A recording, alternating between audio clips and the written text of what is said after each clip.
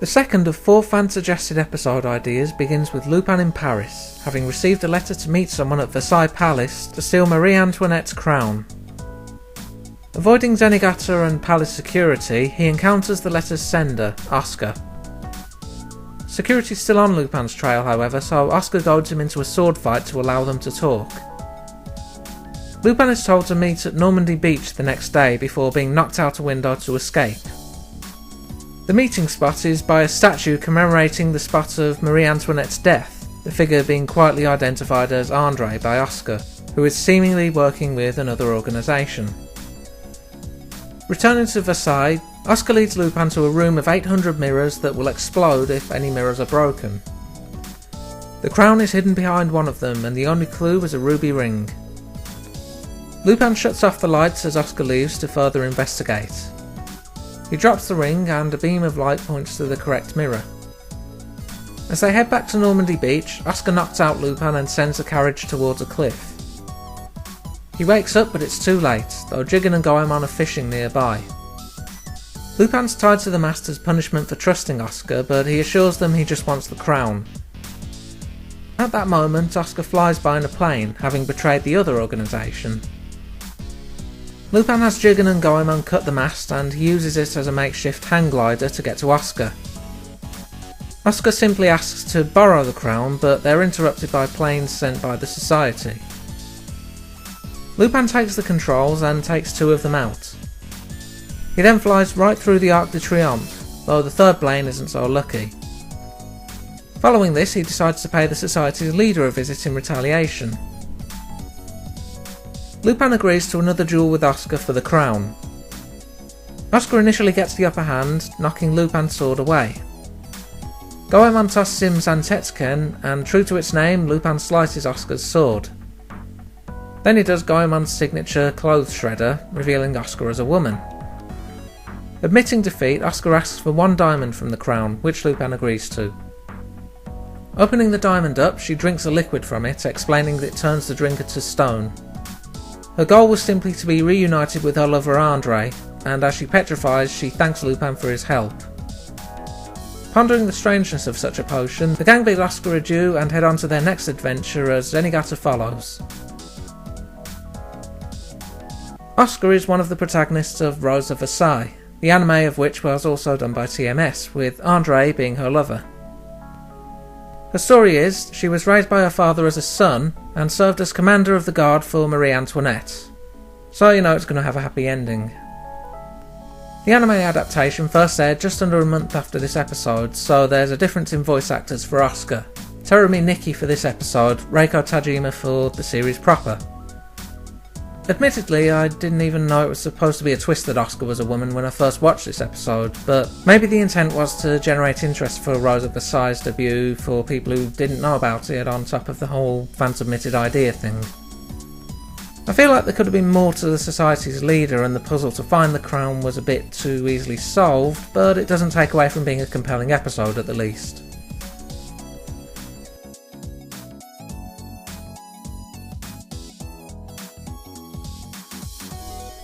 Fan-suggested episode 3 opens with a duel on the Tower Bridge. One of the combatants steals the other's gun with a magnet gun, noting it as Gun 98. Meanwhile, Lupin spots Fujiko looking up info on the golden gun, as she wants one of the bullets for a necklace. Jigen refuses to take part as the gun's original owner, Wilhelm, died recently and the current owner is his teenage daughter. As he drives out, he loses control of his car thanks to the magnet gun. The gun's owner, Benkei, challenges Jigen to a duel with his magnum on the line. Jigen is quick to fire, but a barrier blocks any of the bullets hitting Benkei. His gun is stolen and Lupin speculates that his own Walther will be the 100th gun. Sure enough, a letter is sent by Arrow telling him to meet at the Tower Bridge at midnight.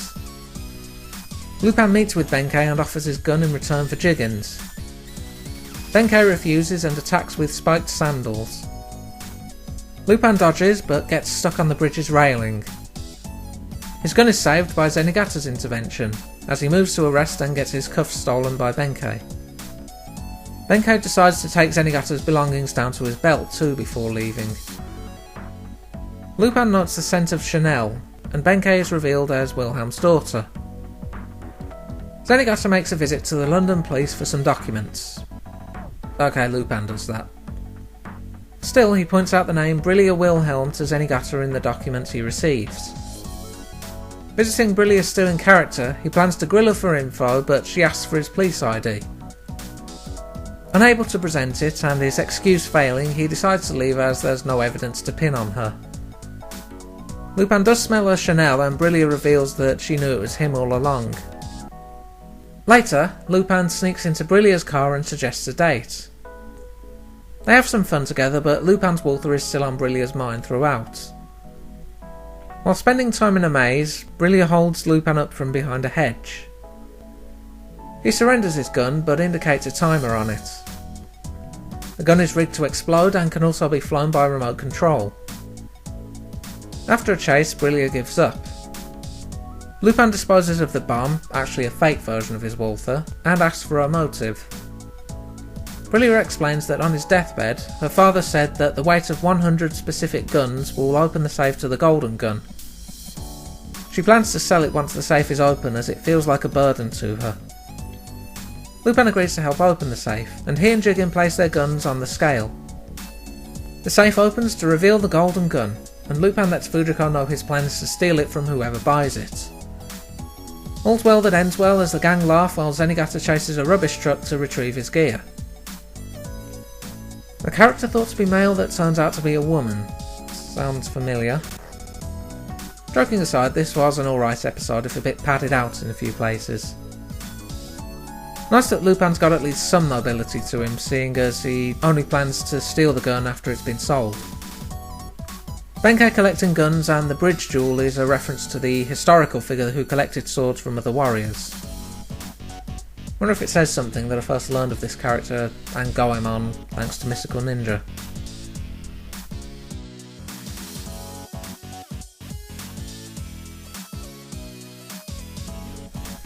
We end the quadrilogy of fan suggestions, also broadcast in stereo, opening on Zenigata heading to Los Angeles Bank.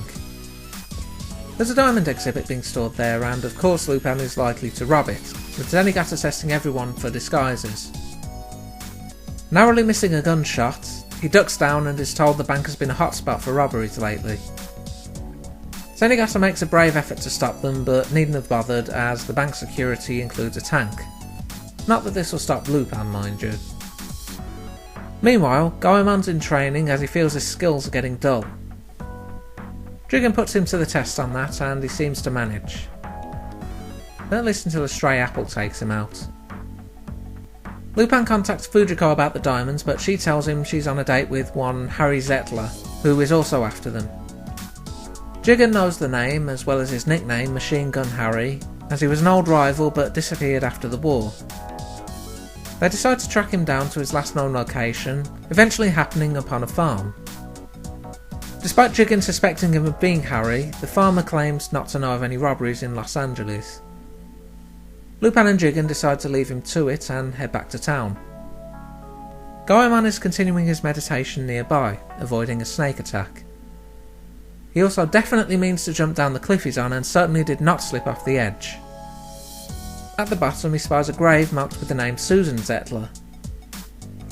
He overhears a girl singing and hides, though her dog Joe sniffs him out. After clearing up the confusion, the girl, Mary, asks if Goemon's an angel, which he denies. He learns she's blind and is awaiting an operation in Los Angeles to restore her sight, and she still considers him an angel based on his features.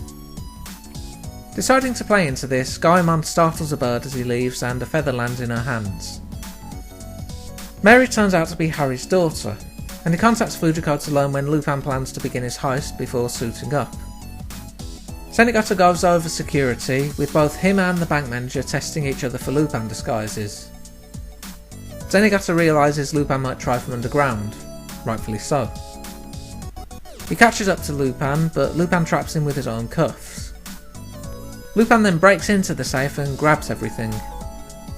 This is interrupted by Harry attacking. They can't return fire as he's protected by bulletproof glass. They then escape underground and make it to a helicopter, but Harry's not far behind. Lupin eventually manages to get behind Harry and shoot him down. Harry's not deterred and has weapons prepared, firing an armour-piercing missile at Lupin. Grounded, they take cover and try to find an opening. Lupin seems to have determined Harry's final weapons location. Goemon appears to help, with Harry realising that Goemon is the angel Mary was talking about. Lupin takes this chance to hijack Harry's weapon, a tank. Harry readies a grenade but trips and tries to get rid of it at the last second. The situation is evidently explained as Lupin decides to help fund Mary's operation with the diamonds. Goemon is the one most affected, relieved when he realises the operation was successful. He returns to the wilderness for more training, in hopes of finding a real angel. Some good action in the second half of this episode. We're also starting to see more of a shift towards the gang being somewhat more noble with their winnings. Not to say they don't tone it down when it comes to kids most of the time anyway, or that they haven't done any noble goals in the past, but it just comes off a bit more prevalent in this and future episodes.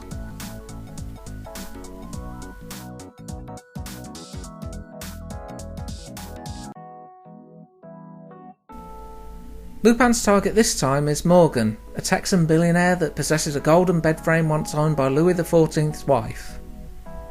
Fujiko has gone ahead, posing as a journalist to learn more, but Morgan knows who she is and tells her he looks forward to challenging Lupin. Zenigata arrives to help out Morgan and is welcomed despite Morgan not actually requesting police assistance.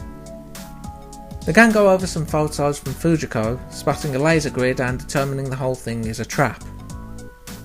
They head to Morgan's anyway and meet with little resistance. Morgan's right hand informs him the gang are here, so he activates the lasers. The crane ropes are cut and the gang are singed. Morgan then enters and decides to go to bed, barely even acknowledging the gang beyond ordering them thrown out. They leave and Lupin decides he needs to deactivate the laser grid somehow. Sensing the gang's return, Morgan slips out of the bed. Lupin and Goemon then use smoke to deactivate the laser system. While they prepare to steal the bed, it's lowered into a vat of acid. Worse still, the lasers reactivate, cutting their ropes. They barely avoid taking an acid bath and Jigen comes to the rescue. A half-asleep Zenigata then stumbles into Morgan's command room, where he prepares to strike back at Lupin. Zenigata worries Morgan has been excessive and tries to argue due process, but Morgan declares it war. The gang are intercepted by Morgan's tanks as they leave. They try to flee but end up stranded. To buy some time, Goemon cuts up tanks and Lupin and Jigen play at clay pigeons using landmines. This counterattack works and they make it to the Mexican border, where Fujiko is waiting. She worries that this may be too much, but Lupin isn't ready to give up yet. This is interrupted by Morgan launching a missile at their hideout. While scoping out Morgan's defences, Jigen and Goemon make a bet with Lupin that they get the bed if this ends up being one of Fujiko's tricks. They then split up, Jigen and Goemon drawing the tank's fire. Lupin meanwhile heads to the bed's acid vat and ties the crane's rope around it. He then heads up to Morgan's missile launcher and lines it with his chewing gum and a net. This comes into play when Morgan launches another missile, carrying the bed vat with it. Goemon then cuts open a corner and the acid pours out over Morgan's command room, wrecking the equipment. Lupin meets back with Fujiko and she knocks him out. She doesn't get the bed however, as Jigen and Goemon have won the bet. While the music itself actually debuted in the previous episode, this is the first one to feature the fourth opening as well as the ending Love Is Everything sung by Noboru Kimura. I found this episode to be fairly enjoyable. Morgan's an entertaining antagonist, as I like that he welcomes Lupin's challenge as well as how over the top he gets with his defences in the second half. Nice to see Jigen's distrust of Fujiko work out in his favour too. Next time, a hunt for sunken treasure, a money-making scheme involving a cat that predates widespread internet usage, a cursed diamond ring, and a man looking to recreate Zantetsuken bring us up to episode 108. Until then.